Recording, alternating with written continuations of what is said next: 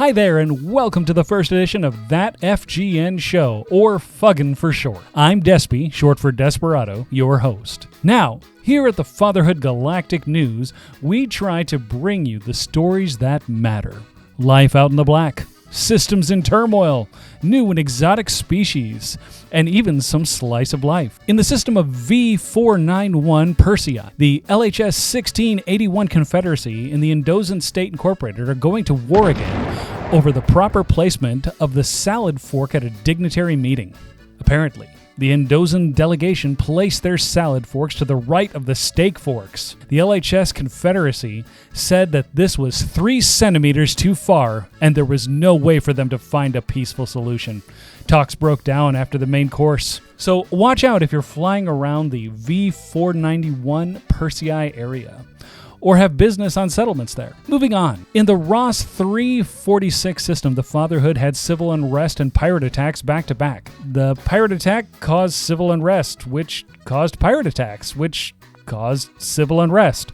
Things seemed hopeless until Chris Ghostar interjected the bright idea, why not just triple the bounties? The civilians used their unrest to collect their bounties. The pirates left, and now, with a lot of cash flow on hand, there was a boom in the system. Let's hope it'll last and we don't get a pirate attack again. In the Carinari system, the United Carinari Confederation are recovering after claiming a natural disaster.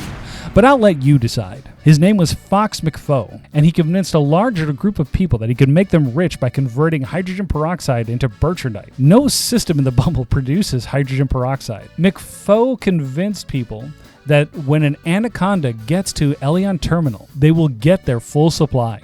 It was later told to his cult following that Elion Terminal is a medium station, and anacondas can't dock there. The Fatherhood Discord server's veterans have dubbed another call sign onto one of our members. Their message reads as follows. On September 20th, when the squad was celebrating the anniversary of Elite and flew out to visit the Voyager probe, both Jimison James and Ishar Murad Chuain were along for the ride, not knowing the turn the trip would take. As everyone began arriving to the Voyager probe after a very, very long trip through Supercruise, Jimothan decided to celebrate by firing his firework flak launchers. The only problem was that he hit Ishar with one of the firework explosions.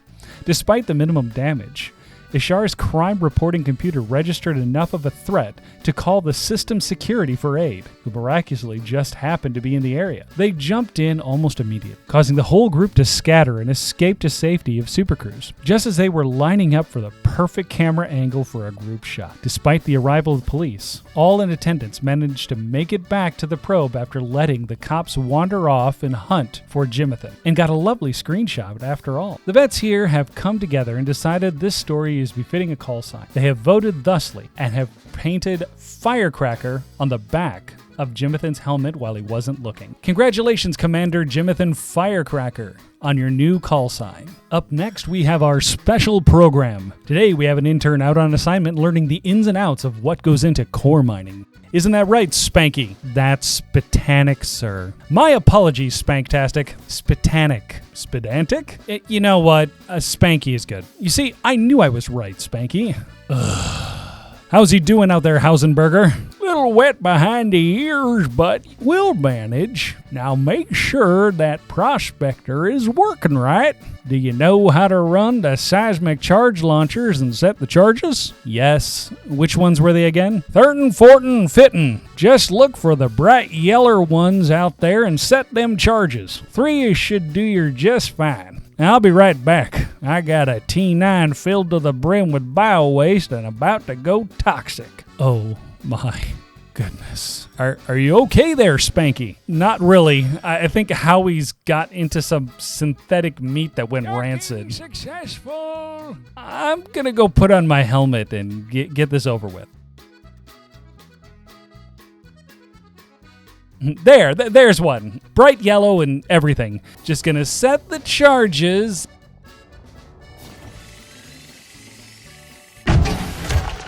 Detonation sequence initiated.